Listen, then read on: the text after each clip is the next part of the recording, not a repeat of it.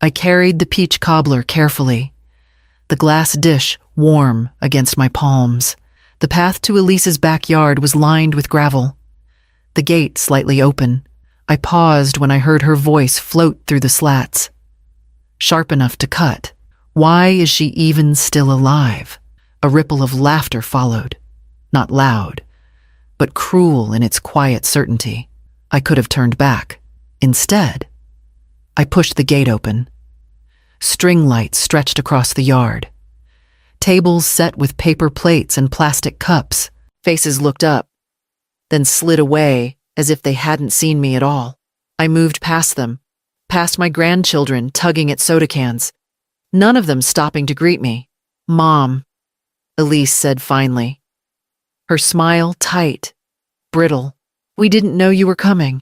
The same voice I had just heard. I lifted the cobbler slightly. I brought dessert. No one reached for the dish. I found an empty chair at the far end of the table, its legs sinking unevenly into the grass.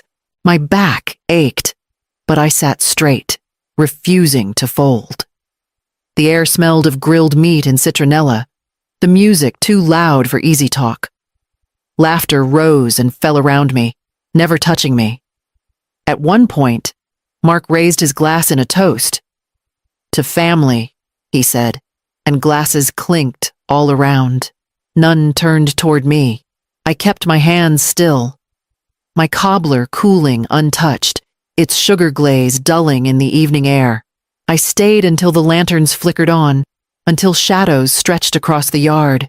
Then I carried the dish home, the sweetness of it soured by the silence that had wrapped itself around me. The chair wobbled beneath me, its uneven leg biting into the soft grass, but no one offered another. I sat at the margin of the gathering, where the citronella smoke drifted and the paper plates were stacked high, waiting for someone else to use them. I folded my hands in my lap and tried to appear composed, though every laugh that rose from the main table felt like a reminder that I was only a guest in a life I had helped build. I watched Elise glide between conversations, her hand brushing Mark's arm as she refilled his glass. She looked at home in her backyard, in the house with the stucco walls and the red-tiled roof, the house that existed because I once reached into my retirement savings, withdrawing $40,000 to give them a start. I remembered signing the check, sliding it across the kitchen table. Elise had been younger then, her hair tied back, her eyes alight with a mixture of relief and pride. "It's just a loan," she had said. I shook my head. "No, a gift. Family helps family." She had hugged me tightly that night. I could still feel the press of her cheek against mine, warm and grateful. That gift had been more than money. It was hours traded for exhaustion in the hospital wards, the night shifts I picked up when my knees already ached, the pension I trimmed down in the hope of easing her way. Every brick, every pane of glass in this house carried a piece of me. Yet here I was, sitting at the far edge, invisible. No one asked me to join the toast. No one passed me a plate, even my grandchildren. Faces I once fed with mashed peaches and milk ran past without recognition. I reached for the cobbler, but the dish remained untouched, the sugar glaze dulling as the evening air cooled. I pressed my hands against my knees and steadied my breath. What had once felt like love now tasted of erasure, and I could not ignore the bitterness. When the party thinned and the lights flickered on the patio, I carried the weight of that silence home with me. The quiet of my house pressed in as I set the empty cobbler dish in the sink. The laughter from Elise's yard still echoed faintly in my ears, though the only sound here was the hum of the refrigerator. I leaned on the counter and let my thoughts unravel. I saw myself years ago, dressed in pale blue scrubs, clocking in at the hospital long before dawn. Double shifts blurred into one another. Nights spent under fluorescent lights when the world outside slept. I told myself it was worth it each time I deposited another paycheck. Each time I slid another tuition bill across the counter, marked paid. Elise had been 11 when I promised her she would never feel less than anyone else at that private school. I packed her lunches, ironed her uniform, and smiled even when exhaustion left my body aching. There had been dreams once, a train trip through the Canadian Rockies, a season living by the coast in Oregon, even a simple week in Taos with paintbrushes and time to spare. Each plan slipped quietly aside when money was short, when braces or books or school trips arrived in crisp white envelopes. I told myself travel could wait, but childhood could not. Daniel used to remind me of balance, though he gave as much as I did. He built our modest adobe home, brick by brick, every wall touched by his hands. After his heart gave out in the winter of '98, I carried both loads alone. That house became my anchor. Even as I chipped away at my savings to smooth Elise's path, I gave because I believed love would circle back, that a daughter who had been lifted would one day lift me. That family, once steadied, would steady me in return. It was a faith so deeply sown that I never thought to question it. Now, standing in the kitchen with the dish cool and empty, I wondered when devotion had turned into erasure, when my giving had written me out of my own story. I dried the cobbler dish slowly, placed it in the cabinet, and walked toward the drawer where I kept every important paper. The filing cabinet in the corner of my bedroom was older than Elise, a dented metal thing Daniel had bought at a yard sale when we first married. I had meant to sort it for years, but the drawers still held decades of folded lives receipts, birth certificates, letters from banks long merged into others. That night, I pulled the bottom drawer open and began searching. My hands shook only slightly as I sifted through folders labeled with my own careful handwriting. Insurance, medical, taxes, and then I found it. The one marked in black ink, Keaton House. Inside was the purchase agreement, the deed, and a copy of the check I had written 15 years ago. $40,000 drawn from the retirement account I had once guarded like a second heartbeat. I read the words again. Gift. No expectation of repayment. My own writing at the bottom of a letter Elise had asked me to draft, just in case. I had done it without hesitation, believing it would buy her security and gratitude. But it meant the house was not mine, not even in part. My money had built its walls. Yet I had no claim. I leaned back in the chair and let the truth settle. I could not take that house back. It belonged to Elise and Mark, no matter how they treated me now. Still, the folder contained more than that wound. Tucked behind the deed were copies of my will and an old power of attorney form with Elise's name neatly typed. I stared at it, a document that gave her rights over decisions I wasn't ready to surrender. The realization moved through me. Slowly, the house might be gone, but everything else, my savings, my small pension, the accounts Daniel and I had built remained under my hand. The paper felt lighter as I set it down. For the first time in years, I saw not just what I had lost, but what I still held. I closed the drawer gently, stood, and reached for my phone to call someone I trusted. The next morning, I pressed the folder flat inside my purse and drove toward Santa Fe. The sun rose pale over the Sangre de Cristo Mountains, and the highway unspooled before me like a ribbon leading back into an older life. I had not seen Miriam Soto in years, not since church potlucks when our children were small, but I knew she had built a reputation as one of the most careful estate attorneys in town. Her office was modest, tucked into a low adobe building off Canyon Road. Inside, the air smelled faintly of lemon polish and strong coffee. Miriam greeted me with the same steady eyes I remembered from years past. Time had silvered her hair, but her handshake was as firm as ever. We sat across a wooden desk while she skimmed the documents I laid before her. Her fingers moved briskly, but her expression remained calm, almost kind. The money for the house, she said after a pause, was clearly a gift. No shared title, no repayment agreement. Legally, it's theirs. The words landed heavy. Though I had already known, I nodded, waiting for the rest. But, she continued, tapping the old power of attorney form, you still hold control over everything else. Your accounts, pension, insurance policies, directives. Your will, this paper gives your daughter authority, but it can be revoked anytime. You decide. The quiet in the room deepened.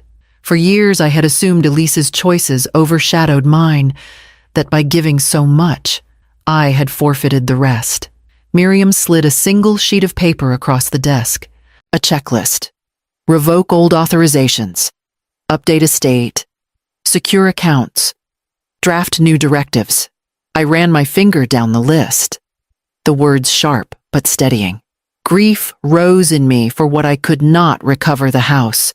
The faith that gift would bind us. But clarity followed close behind. My life was not finished. My choices were still my own. Miriam's voice softened. You can't change what's already given, but you can decide what happens from here. I folded the checklist carefully and placed it back in my purse, the paper lighter than it should have been. That night, I sat at my kitchen table with the list in front of me and began to plan my next steps. 2 days after meeting Miriam, I called a locksmith. The man was young, polite, and efficient. He didn't ask questions as he removed the brass knobs Daniel once installed and fitted clean new locks into place. When he handed me the small ring of keys, the weight of them felt different, sharper. I made 4 copies, one for my purse, one for the fireproof box, one for Nora next door, and one for the safe deposit box at the credit union. For the first time in years, no one else could walk through my doors without my say-so. The next morning, I drove into town with Miriam's checklist folded in my pocket. At the notary office, I signed the revocation of power of attorney. Elise's name was struck out in black ink, replaced by mine alone. I signed slowly, carefully, each letter steady. When the notary stamped the page, I felt something inside me loosen, as if a knot had finally been untied. From there, I walked to First National, where the marble lobby echoed with quiet footsteps. Mr. Brandt, the branch manager, shook my hand warmly and guided me into his glass-walled office. I slid the folder across the desk. I need to remove an authorized user, I said. His eyes scanned the documents before looking back at me with a respectful nod. We'll reissue everything in your name only. Do you want alerts on all transactions? Yes, I answered.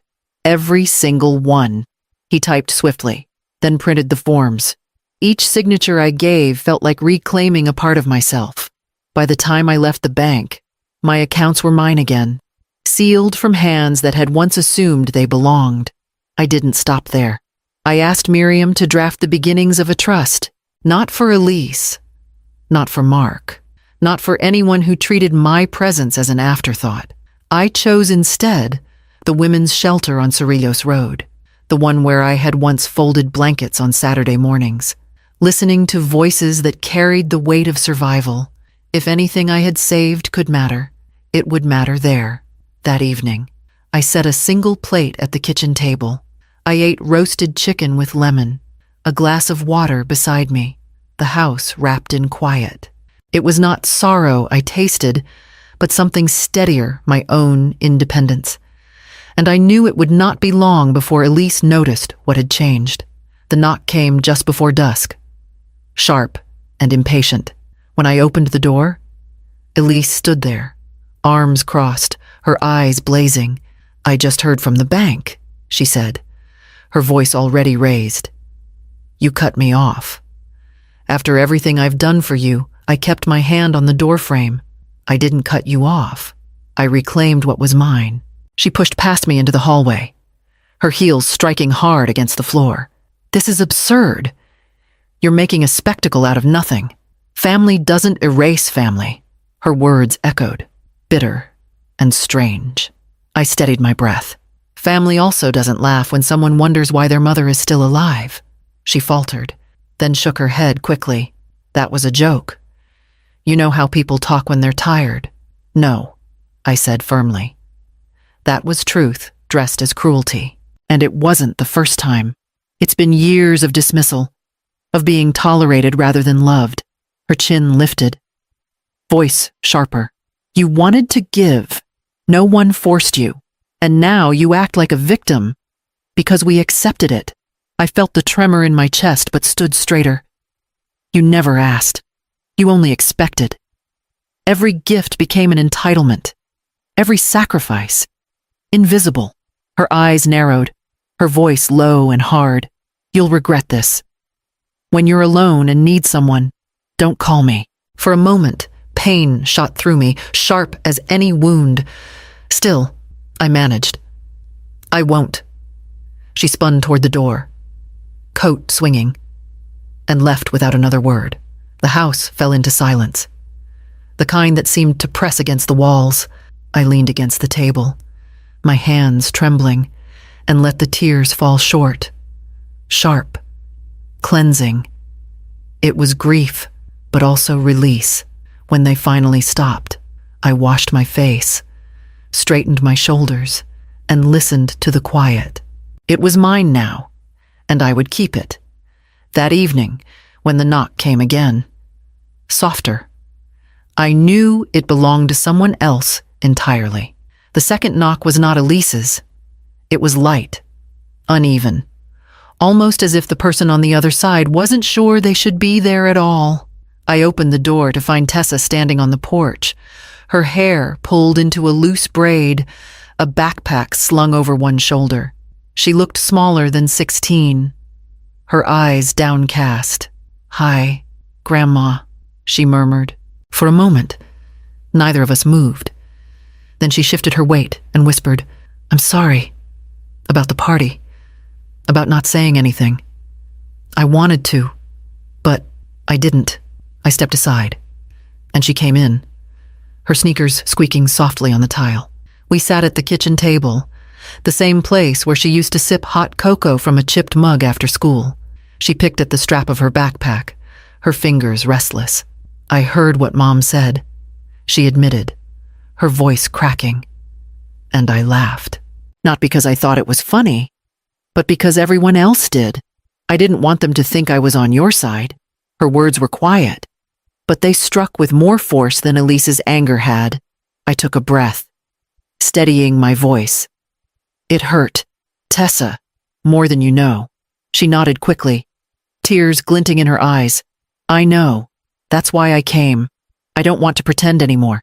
Can you forgive me?" I studied her face, still round with youth but carrying shadows of choices too heavy for her age. "You may come back," I said slowly, "but only for truth. Never for gifts. Not for cobblers or Christmas money or the things I used to hand over to be included. If you come, it must be for honesty." Her shoulders dropped with relief. "I can do that," she whispered. The silence that followed was different, tentative, fragile, but real. I poured her a glass of water, and we sat together, without needing to fill the air.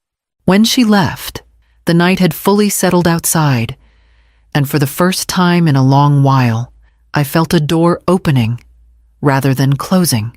The next morning, I drove to Albuquerque to look at a small apartment that had been listed in the paper.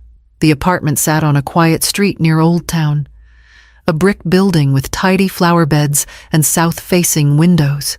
Inside, the rooms were small, but light poured through every corner, soft and steady. The kitchen was narrow, the counters laminate, the stove humming faintly. But it felt honest. No shadows of arguments, no echoes of laughter that had turned sharp. Just space waiting for something new. I signed the papers that afternoon, the pen steady in my hand. The manager smiled and handed me the keys. And with them came a sense of weight lifting.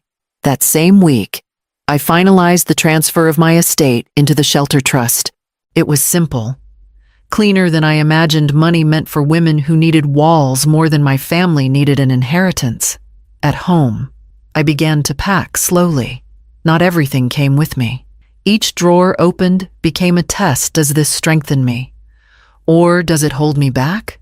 Some things went into boxes labeled keep, others into bags for donation. The rest I let go of, quietly, without ceremony. One evening, Tessa came by, her backpack bulging with papers and books. She sat cross-legged on the floor and helped fold blankets into neat stacks. From her folder, she pulled a sheet of paper, a pencil sketch, rough but clear, a chessboard. On my side, only 2 pieces remained. On the other, a full set. Yet the 2 were in winning positions. She's not done, Tessa explained, suddenly shy. She's just starting to play her game. I traced the faint lines with my finger, my throat tight. I told her it would hang in my new living room, where the light could catch it. The next weekend, I invited Nora and 2 old friends for tea. By the time Saturday came, the apartment smelled faintly of chamomile and lemon polish.